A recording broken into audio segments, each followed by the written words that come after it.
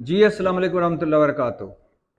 एक तरफ आईएमएफ वफ्द सियासी जमातों से मुलाकातें फरमा रहा है, दूसरी तरफ आईएमएफ का स्टैंड बाई वो स्टाफ लेवल का मुआहदा होने, यानी अभी तक उस मुआहदे को आईएमएफ के एग्जीक्यूटिव बोर्ड ने मंजूर नहीं किया, उससे पहले ही 9 महीने का एक मुआहदा जो स्टैंड बाई मुआहदा किया आईएमएफ ने, उस पर वज़ीर आज़म से लेकर मौलाना साहब तक, मौलाना साहब से लेकर जरदारी साहब तक, जरदारी साहब से लेकर मरियम साहबा तक, सारे के सारे फ़तह के शादियाने बजा रहे हैं।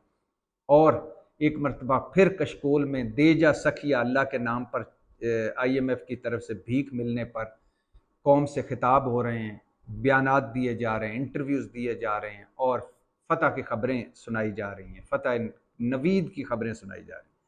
अजीब व गरीब फ़कीरिस्तान बन गया ये मुल्क, और अजीब व गरीब भिखारी हैं हम पर मुसल्लत कि आईएमएफ मुआहदा हो जाए जो कि 9 महीने 10 महीने की ताख़ीर से हुआ और खरबों का नुकसान करवा कर और खरबों के नए टैक्स लगवा कर और हर शर्त मान कर और नाक की लकीरें निकाल कर हुआ।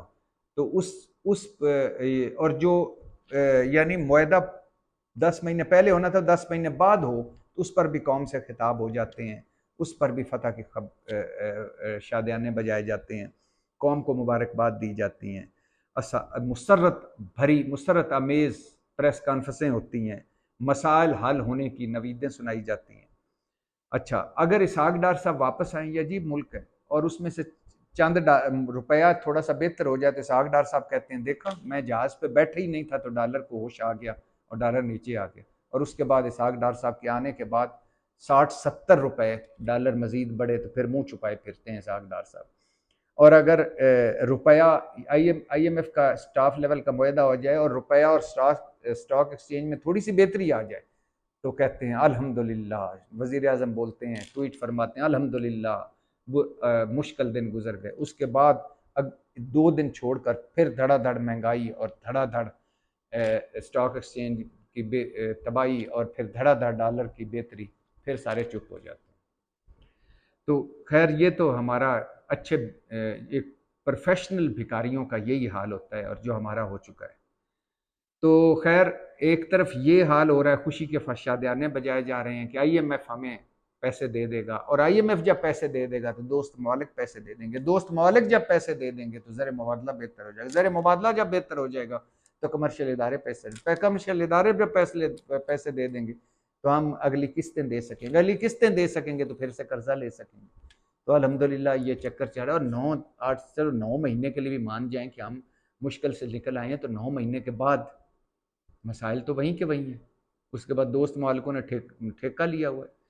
और अभी भी खैर से जितनी बड़ी चीन की मईशत है, अगर हम जैसे कहते हैं कि माना चीन हमारा दोस्त है, लेकिन आजकल की दोस्ती जज्बात पे नहीं, मफादात पे होती है। चीन की हमसे ज़्यादा भारत से तिजारत है, तो भारत तो हमारा दुश्मन है। तो अगर कोई चीन हमारा समंदरों से गहरा और शहद से मीठा और पहाड़ों से ऊंचा दोस्त है तो फिर भारत से ना तिजारत करे। और अगर हमारा दोस्त है तो 60 अरब डॉलर हमारा कर्जा है चीन के लिए, तो एक मूंगफली का दाना है तो दे देता और हमें कर्जों से निकाल देता। चीन ने जिन शराइत पर हमें कर्जा दिया है ना, उन शराइत पर जब हमें कर्जा वापस करने का वक्त आएगा तो लग पता जाएगा। तो खैर, तो चीन, यूएई, सऊदी अरब, अभी तो हमारी आर्मी चीफ ने कि मिन्नतों समाजतों से या उनकी कोशिशों से ये पैसे मिल गए हैं, उसके बाद क्या होगा?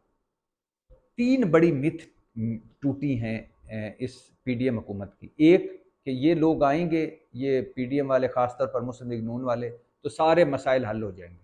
वो मसाइल डबल ट्रिपल हो गए, ये मिथ ख़त्म हो गई। यानी नवाज शरीफ की तजर्बाकार टीम, गवर्नर शहबाज स्पीड, इसहाक डार की बबाई मईशत दानी। दूसरा कि ये आएंगे तो दोस्त ममालिक डॉलरों की बोरियां भर भर के पाकिस्तान भिजवाएंगे, इनके इतने तल्लुकात हैं बाहर, लेकिन कुछ भी ना हुआ।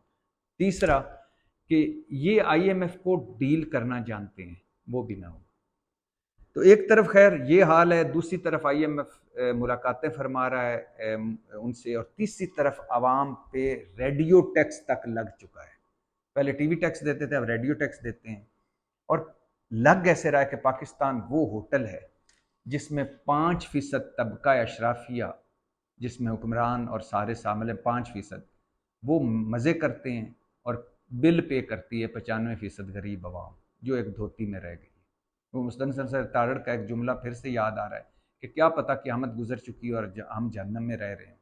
ऐसा मुल्क बना दिया है गरीब, मिडिल क्लास, तनख्वाहदार और सफ़ेद पोश के लिए इस तबका अशराफिया ने।